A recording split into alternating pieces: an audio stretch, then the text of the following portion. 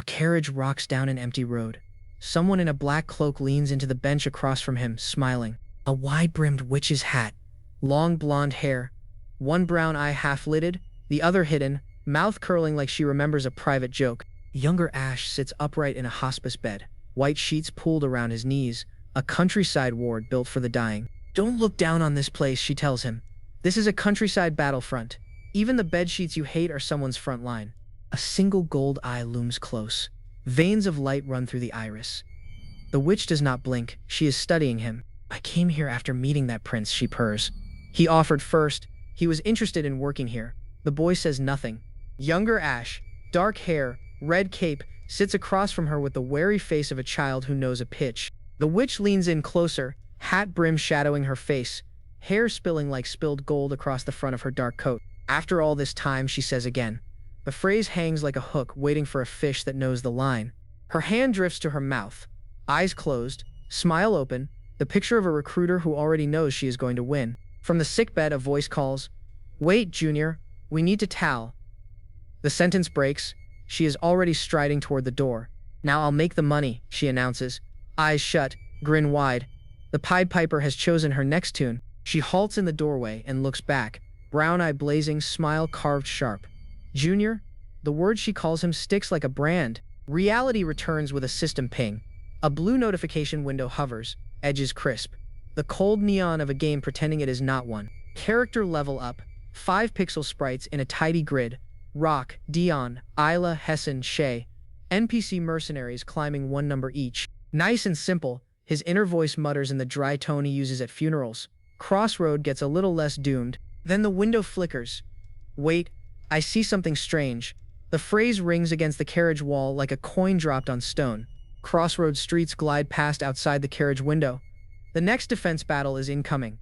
The system is reading the enemy roster early. Ash's face cracks open. Wide red eyes, jaw slack, the third prince's mask falling for half a heartbeat. The enemy monsters are bloodkins. He stares at the system text. Stage 5. Bloodkins. The two words sit beside each other like a sentence that should not exist. Through the side window, the gold-trimmed aide turns his head, blonde hair catching the light, sensing the shift in his prince's breathing. The carriage rolls past timber houses. Calculations sprint behind Ash's eyes. Can his party survive bloodkins? No clean yes. He stops breathing through the panic. He files it. Stop the carriage, Lucas. The voice is steady, the order absolute, the cape unmoved. Boots hit dirt. Wheels lock. The street goes quiet. Whatever the prince does next, he does on foot. The witch stands tall in the doorway, hat shadow over her face, only the curl of her smile and her gold hair alive. You have two choices, she tells the boy. Be enlisted forcefully, or be hired by me through free will. The third option is silence. A gloved hand extends. Polished white fingers. The kind of hand a noble offers a dual partner before the steel comes out. A single eye fills the dream. Pupil tight, the iris bruised purple. A child's panic captured in one frozen, unblinking lens. He wakes. Stone floor. Seems like I had a light nap, he says aloud. The voice from his throat is not entirely his. Spires of a foreign palace claw at a blue night. He can't remember. The last good night's sleep is buried. The mouth that snarls next is younger, sharper, full of teeth. Red eyes flash. This is not the third prince. A purple shockwave ripples behind the figure as he stands. The world tilts. The dream is over, but the memory has hands. One huge eye, lashes long, iris hollow. The boy is staring at nothing the way Ash stares when his calculations slip a decimal. A small black silhouette stands alone on a vast floor. The boy is dwarfed by the room. Ash is dwarfed inside the boy. He called me the Pied Piper, the boy whispers. The word is a poison he tasted long before tonight. A bard at the river, robe flaring, children dancing in green pastoral light, music notes drifting on the wind like leaves. Children dance after a hooded bard along a riverbank. They did not pay the bard the amount they promised him. The boy stands rigid in the dark hall. The Pied Piper memory has done its work. Whatever comes next, he does it angry. A booted foot, wrapped in dark bandages, taps the stone. Clown, a new voice says behind him. Cool, amused, the way nobles insult equals. 3 robed figures gather on a moonlit balcony. Hoods up, faces hidden, the kind of meeting maps do not survive. A masked man in a silver helm, slit grin curled like a scythe, leans forward. Either way, he says, I represent the Lake Kingdom. even if this kingdom has fallen. The clown continues, and is now a home of monsters. The chair belongs to me. A hooded silhouette asks across the balcony, "Will you attend?" The clown answers, "I should." The exchange is dry as ash. The boy listens from his alcove. "I hope I die if I'm not careful," he thinks, "or at least get something to do." Tall doors swing inward. Light bleeds gold and wrong from the chamber beyond, lit by something that does not eat wood. Twin pillars frame a single point of pale fire. Whatever is on the other side has just noticed the conversation. Robes flare. Voices clip short. The other guests step back from the doorway as if the doorway has started breathing. Black claws lash the ceiling. "How dare a lowly human?" A vast voice snarls. The clown does not flinch. The clown sips.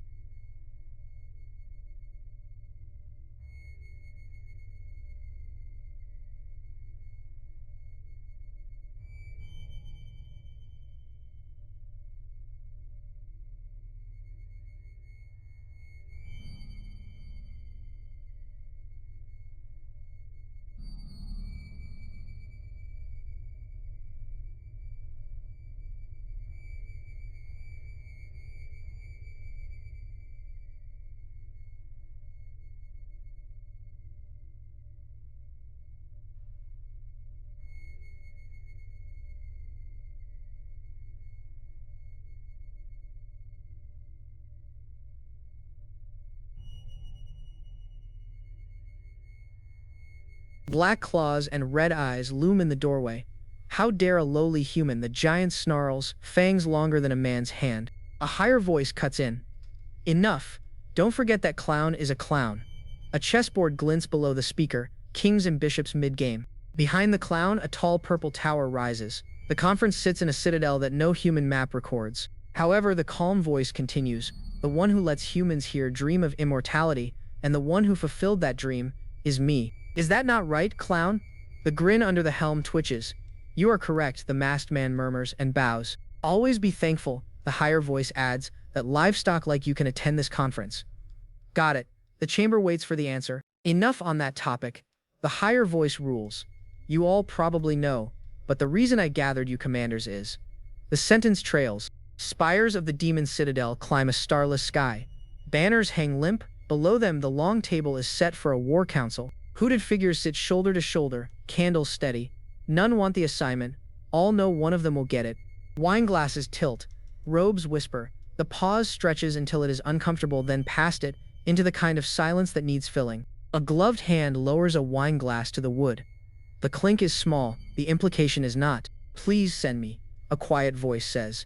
The room rotates toward the speaker as if drawn by gravity. Every other commander loses a breath. On a throne of purple flame, the Lord leans forward. "What a surprise. For you to volunteer as the spearhead." Red eyes burn under dark fringe. "I want to avenge her," the volunteer says. 3 words, no qualifier, no retreat. "Please, give me permission." The request is soft.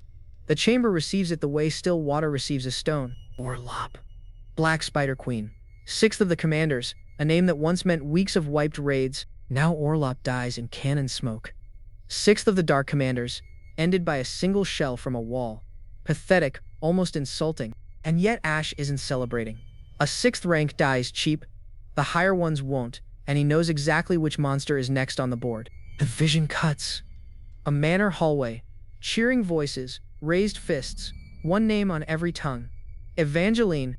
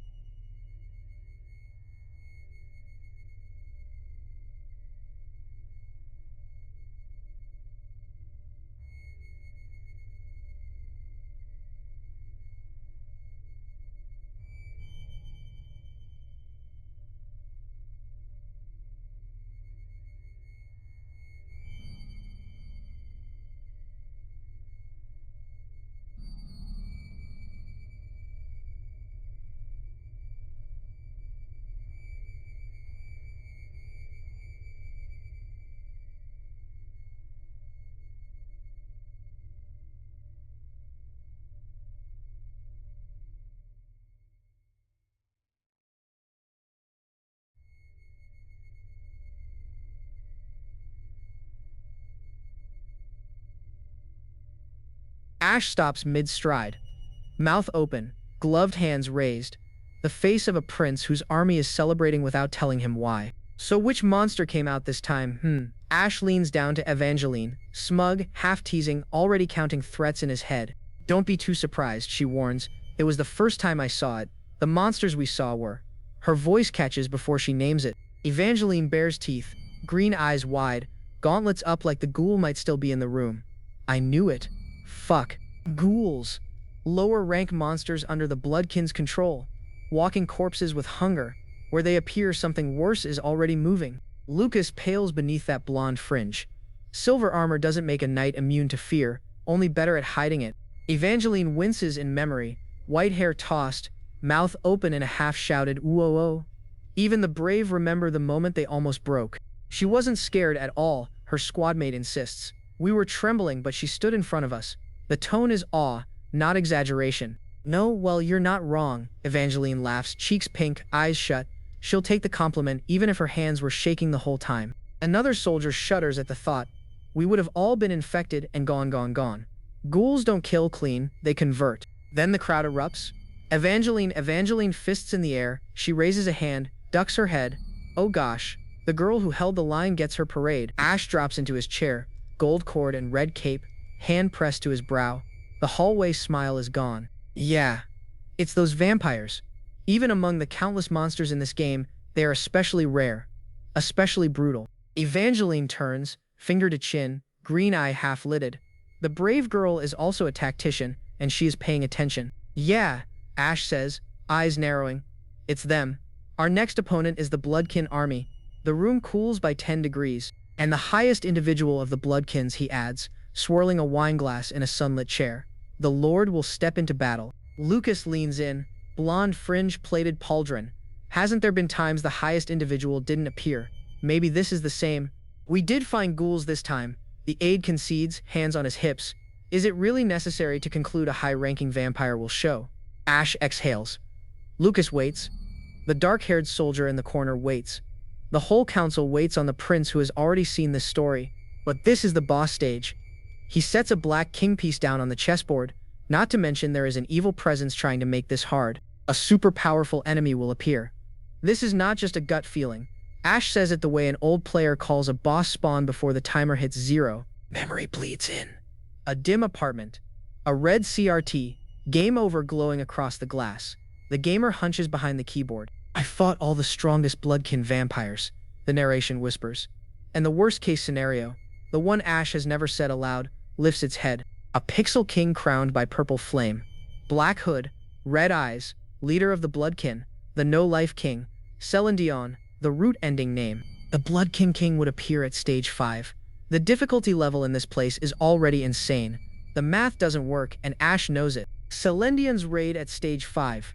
Ash slumps over the desk, head on his arms. It's so ridiculous, he murmurs, it's making me laugh. Is it possible? The thought floats in a ragged black bubble, alone on white, the kind of question that decides whether a kingdom lives. A black-gloved hand grips the studded armrest. Knuckles tight enough to scar the leather. The prince's face stays in shadow, only the mouth visible. No, Ash answers himself. I've already had this dilemma multiple times. He has died inside this game before. It didn't end him then. His eyes lift into the light, dark irises, no humor, no flinch. The crazed third prince stripped down to the only thing he is, a finisher. I'll make it possible. I will. This is why I'm here. The cold open prince becomes the boss fight prince in one sentence. Hey, senior. A new voice cuts the silence. Sunlight slants through the arched window. Oh, HM. Ash turns toward the door. Who's the person next to you? Ash asks, brow raised. I don't recognize her. Oh, the aide answers. I forgot to introduce you. Jupiter's granddaughter, Jupiter Jr.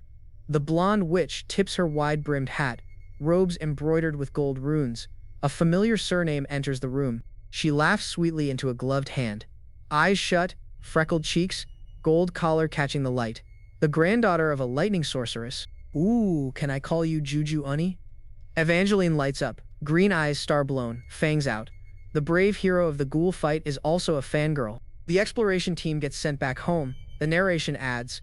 The mood swings from boss stage dread to office room small talk in a single beat. Let's talk later, Juju Uni, Evangeline chirps, waving.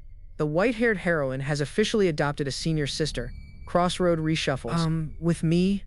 Jupiter Jr. tilts her head, witch hat shadowing one eye. You have to party with us, miss? The recruitment has already started. Light spills across her face, blonde hair catching sun, eyes closed in a soft laugh. They were rocky at first, the narration notes, but they've gotten close. Ash watches, leaning on his elbow, gold epaulets glinting. It's better to live life cheerily. He says it like he's reading it off a card he doesn't believe. Jupiter Jr.'s smile sharpens beneath the brim. Red lips, gold collar. The cheerful witch becomes something quieter, harder to read. Young and wholesome people like that, she says, slowly losing their laughter and expressions. The smile fades. Something old surfaces under it. Behind her words, a memory burns. A city in flames. Masked refugees on a smoking road. Faces flattening into nothing. War does this. Always.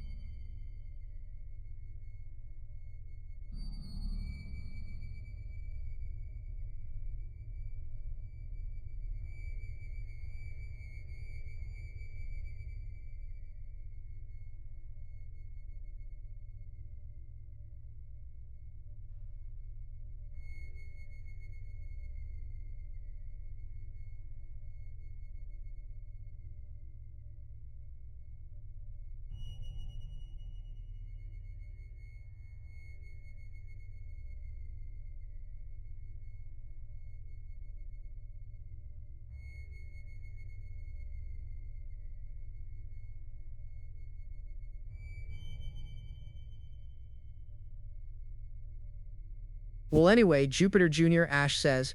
The somber spell snaps. The Tyrant doesn't dwell. A blue stat card flares in front of his eyes. Guest, Jupiter Jr. SSR rank level 30, intermediate elemental mage. He reads it like a coach. I can control most elements, she says. Bare-gloved hand lifted, palm open, gold runes climbing the sleeve. The witch declares her range, casual as weather. Blue lightning leaps off her palm in a curling arc. Witch hat, gold-trimmed dress, smile under the brim. Similar to Jupiter in that aspect too. She tilts her head, blonde hair forward, eyes soft.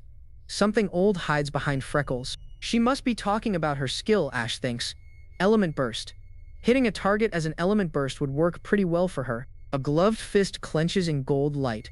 Punch connects. Range without sacrificing fist. So it's embarrassing to show you, Your Highness, she says, settling beside him.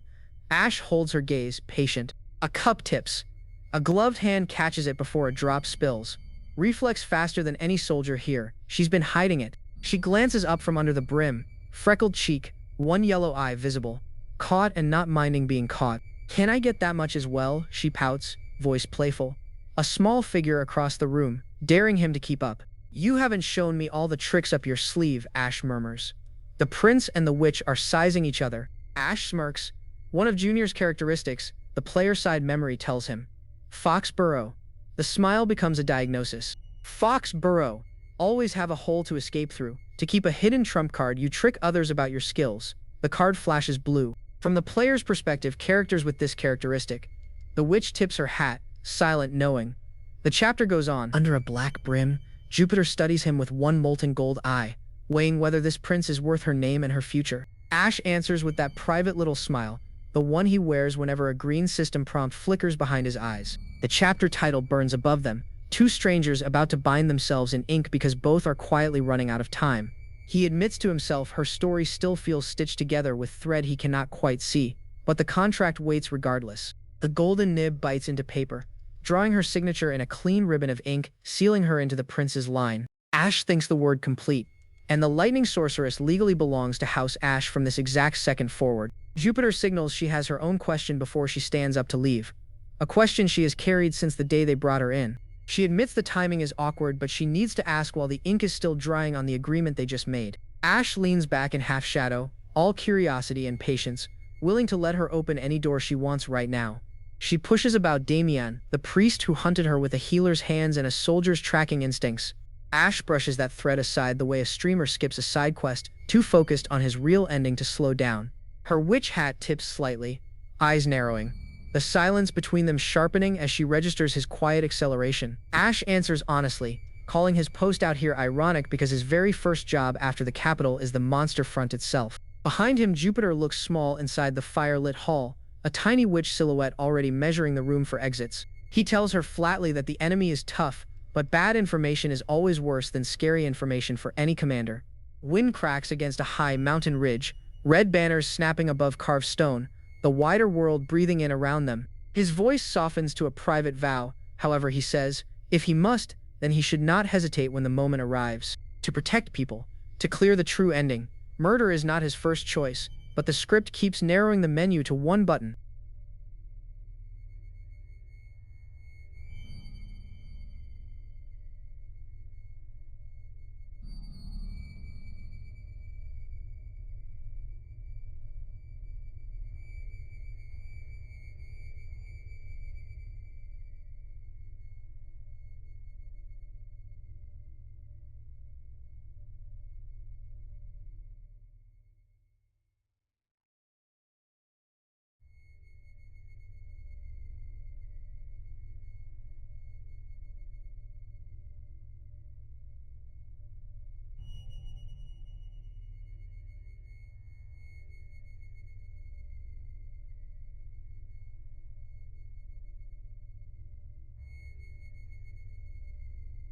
Ash warns her plainly that the enemy mage is the one who wounded her grandmother into that broken state, and the line lands hard. In her mind, she stands inside a dark hall, the truth shifting beneath her, the ground rules of her life changing under her boots. She remembers explaining the Nightcrawlers to a half-circle of operatives, naming an enemy nobody else had named yet.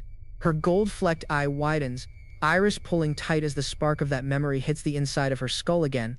A single white frame holds 5 clean words, I trusted her, and behind them a betrayal quietly detonates. We slide further back, walls of green water rising around Junior, the spiral of his lightning power coiling toward an empty sky.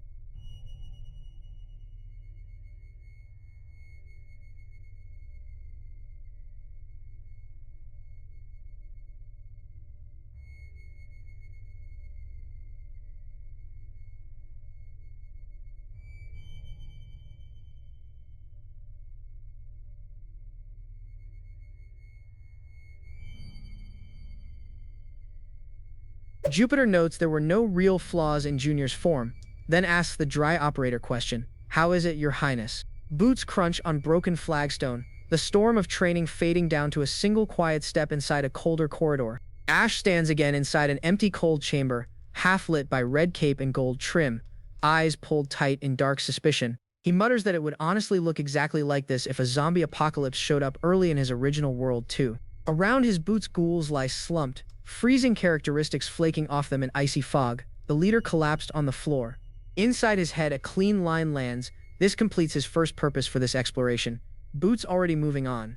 Pale fingers stretch across the cooling flagstone behind him, ghouls slumped between pillars in a thick layer of frost. From above, someone calls Your Highness, and Ash hops lightly down a broken stair into a half-light courtyard. He lands silently inside the next morning, the third free exploration area arriving along the cold north outer wall. Lightning cracks across a half-moon castle on the horizon, the Empire stretching out behind him like a board mid-game. He fulfills his main 3 purposes for this exploration, 3 quiet checkmarks ticked off inside the back of his head. From below the broken city, dark spires stretch toward a smoke-stained sky, the inside of an enemy line he was not meant to see. He calls home that they cannot use the base camp anymore, the situation too volatile to operate from inside its walls.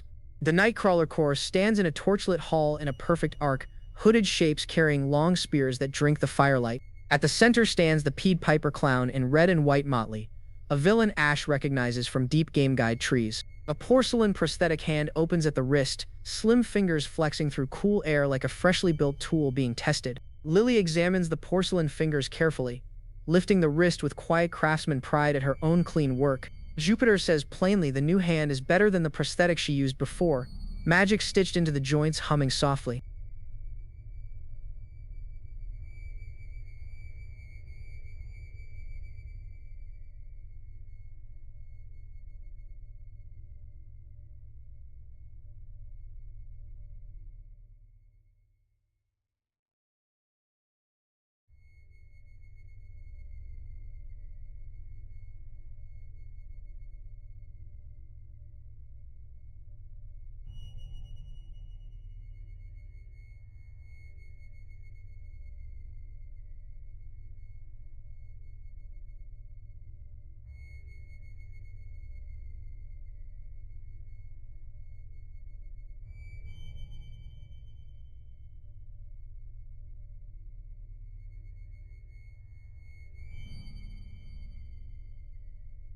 Lily lowers her gaze, embarrassed, the praise from Jupiter landing harder than any spell she has cast in weeks. Jupiter watches Lily quietly, the red-headed magician suddenly the warmest person in the room with both of them. Inside the manor, a heavy curtain hangs in red and gold stripes, the stage backdrop hiding everything still to come. Behind the curtain, two hands rise, smaller fingers stretching toward larger ones in a decision neither of them speaks aloud. Ash watches in silence, the negotiation effectively closing itself without a single word required from him as commander. A knot loosens in his chest he had not realized was tight, the prince smiling small and private behind a porcelain shield. His voice tightens again, the calm gone, the prince stepping back into command voice with shoulders straightening under his cape. He gives the order, "Bring them all to the Lord's Manor by 9 o'clock tonight," voice flat and pure command. Cape snapping, Ash strides into the cobbled market of Crossroad, the town behind him alive with stall awnings and afternoon merchants. A small dark silhouette in the distance freezes him for half a second, a quiet warning he tucks away for later analysis. Ash glances back over his shoulder, eyes calm but tracking, the prince already running probabilities on every shadow he passes. Jupiter offers protest with you the witch hat tipping down in private amusement at the deal Ash quietly just won. Wheels rattle against stone, a wagon loaded with sacks heaved into a long carriage by hands he cannot quite see clearly. He says it himself, prepared when needed, the line landing somewhere between quiet pride and a warning for whoever is listening. He confirms he ordered all other members to gather at the manor as well, chessboard closing inward toward one decisive room. Cape over his shoulder, he turns to wave the order off, gold cord catching the lamplight as he steps back through alleys. Behind him a red-haired figure rolls into view in a wheeled chair, ready to follow her prince wherever this night moves them. He turns to her plainly and tells her that her retirement is still very far away from now, the warmth almost slipping through. He walks back through the gates with companions at his shoulder, the ornate mansion rising above them in carved arches. The full squad assembles in the open courtyard, knights in armor and Lily at his side, the household closing ranks for tonight. Then a wide silhouette stands centered in his courtyard, the new player blocking his path home before the door even opens. A pale-haired stranger in military coat, hair pulled tight back, gaze sharp as a drawn knife, asks why he is here right now. Ash's mouth opens, composure cracking for a single honest second. The only word he can find is "what," the chapter exhaling there.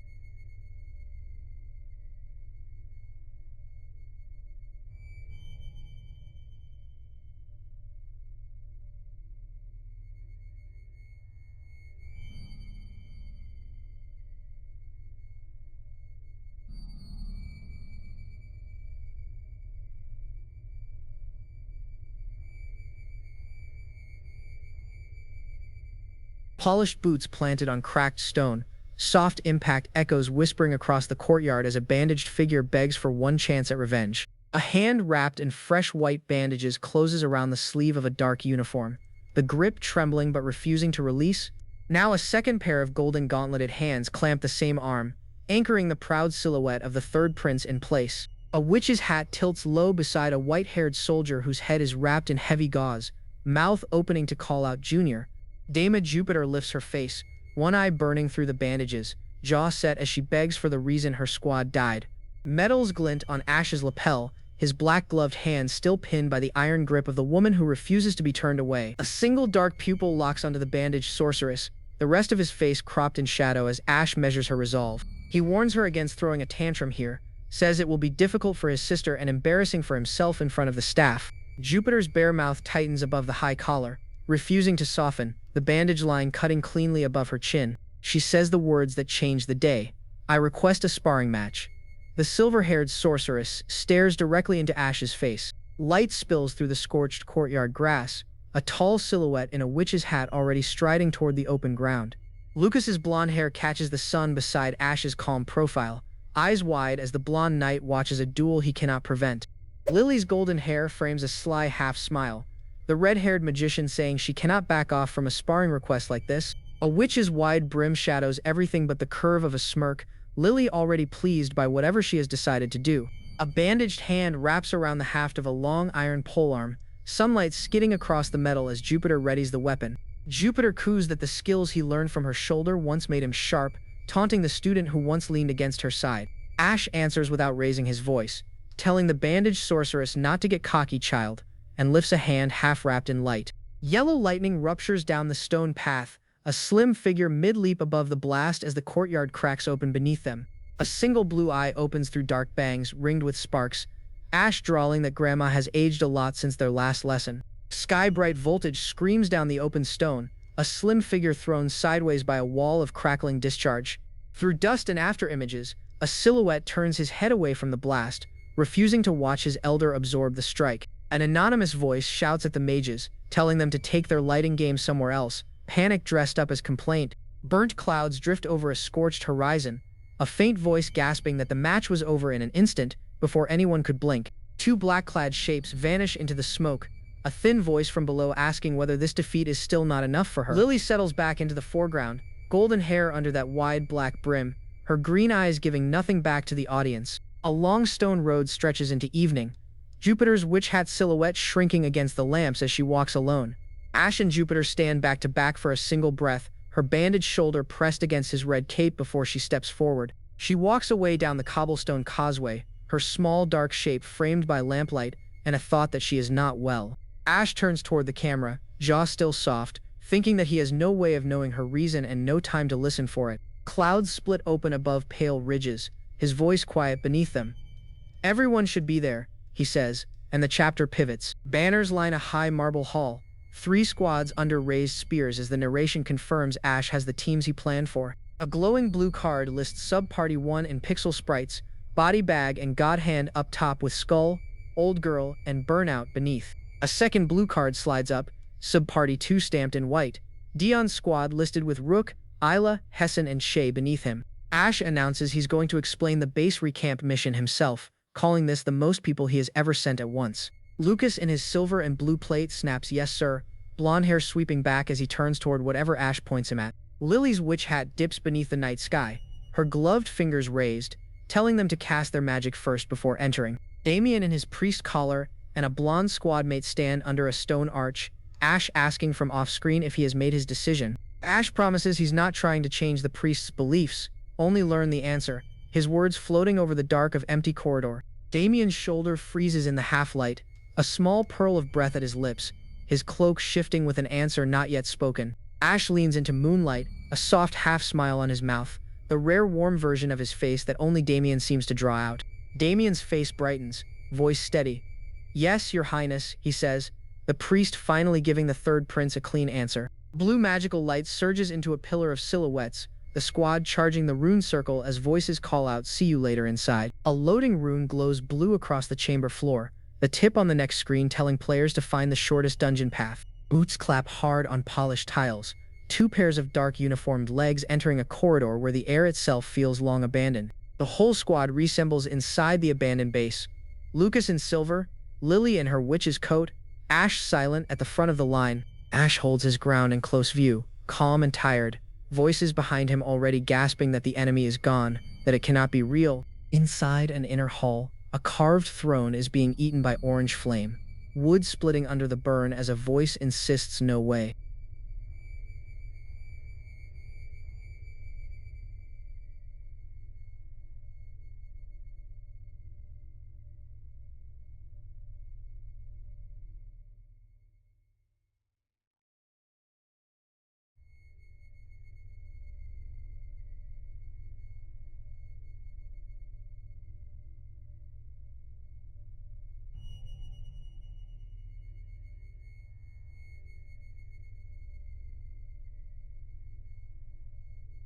A crossbow swings up in trained hands, bolts trembling against the cord, mist coiling around the steel of its arms. Ash's profile sharpens against the white. This is a familiar sight, he thinks. The same thing happened before. Hooded figures stand in a ring around the squad, mist pluming between them, an ambush that should not have been able to enter. A white porcelain mask slides into view, smiling, 2 black slits for eyes carved above a wide crescent grin pointed at Ash.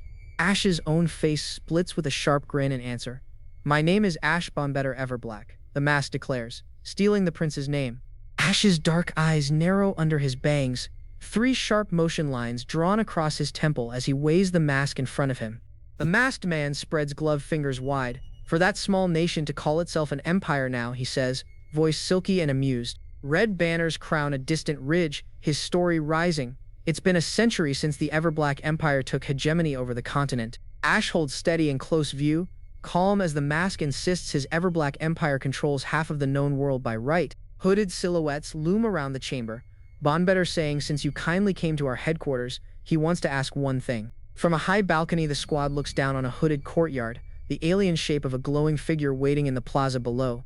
Ash's eye locks in close again, lips tense, the question landing hard. Is he a few hundred years old? Or what? The prince wonders. Violet light tears down through the chamber roof in a hot spear, the pillars slamming the floor stones in a burst of sparks. Hooded shapes converge through the haze, a young soldier with a cross at his collar lifting his weapon as bright energy slashes past.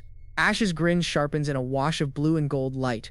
You're the ones who should think properly, he snaps back at the smiling mask. Bonbetter and a black-haired woman raise a sphere of pink and violet plasma between them, threads of dark magic woven through its core. Steel rings against steel as Ash and his squad surge into striking range, capes flaring around them like the wings of black hawks. Ash's grin swallows the screen, jaw sharp under wind-tossed hair, eyes locked on the smiling mask, ready to play the game back. Above ruined Crossroad, Ash's SR rank anti-missile barrier locked open, the best cheat artifact he had ever fielded. Gray wind crawled the broken bridge, dragging silence and the smell of something already burning. The masked final player waited, painted smile gleaming, every line of him too patient for a man about to die. A rain of swords answered, falling thick as judgment. How much can you take? The sky asked the prince's company. Lucas the blonde knight stepped forward, blue and white armor catching sparks, and met every falling blade with the rhythm of a metronome. He cut the storm to pieces, one by one, calmly, as if the sky itself were just another drill.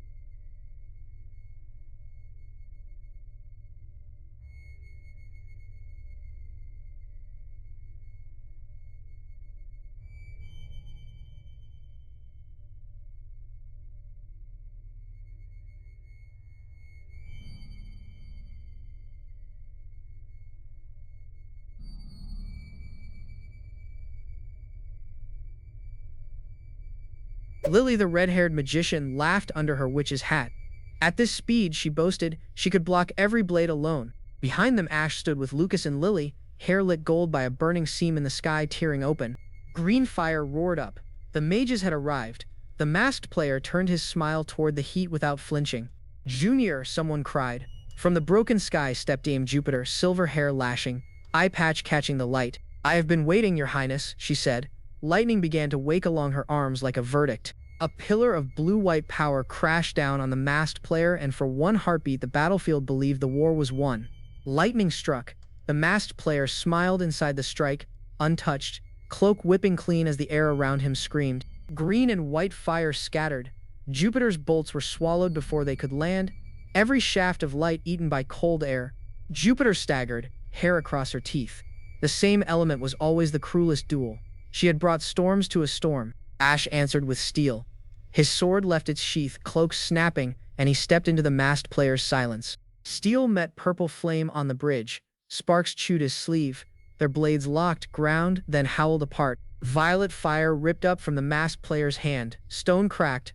Ash threw an arm across his face as the shockwave shoved him. The masked player opened his palm.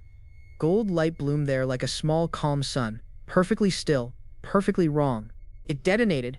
Violet fire chewed stone and flung Ash's company across the bridge like dolls. Lily flew through the smoke, braid lashing, one broken cry escaping as her wards collapsed. Lucas the blonde knight smiled even while he bled, one eye closing, the other bright, as if pain were just another step. Then everything stopped. A strange silence filled the space between the two groups, thick enough to hear the bridge bleed. It has not been that long, the masked player said softly. Yet you have prepared so much. His painted smile never moved. Oh, right. Prince Ash. The name landed like a name only an old friend would still use. Crossroads' broken towers leaned in the violet sky, hell pretending to be a town, while the player kept talking. While doing crap like this in the depths of hell, the player murmured, voice almost tender, almost sorry, because I wonder what it would have been like if we had not met as enemies. A drink together. The outside world. Ash's pupils narrowed. Somewhere under that grin sat a player who knew him from a life he had buried. The masked player turned back toward Ash. The painted smile somehow looked sadder, as if a verdict had to follow. He lifted his blade with slow reverence, fingers tight on the dark grip, steel catching the last light. A red eye line glowed inside the mask, the only color on that white surface, narrow and patient. Yes, the player whispered. Final player, if I just get rid of you, the sentence trailing where Ash refused to follow. Blue radar bloomed across Ash's chest. A holographic map snapped open, hostile dots pulsing red, friendly dots calm gold. Behind the grid, Ash's mouth curved. Instead of a dark hell, he said, I am planning to remodel this into a fresh hell. Fire bloomed from behind the masked player, a ring of orange teeth opening in rubble that should have been empty. Block it, the player shouted, voice cracking. Activate the shield. Too late. The explosions had a perfect circle. Steel and glass flew through the smoke, lights snapping out, every angle of escape sealing with a cracked sound. A hooded figure stepped from the smoke, green-cloaked, masked, calm. Shadow unit merge complete, said a patient voice. The masked player's painted smile finally tilted. He had not heard them arrive. He had not heard, period. Correct, Ash said, smile widening. Good answer, buddy. Did you forget how invisible our shadows could be?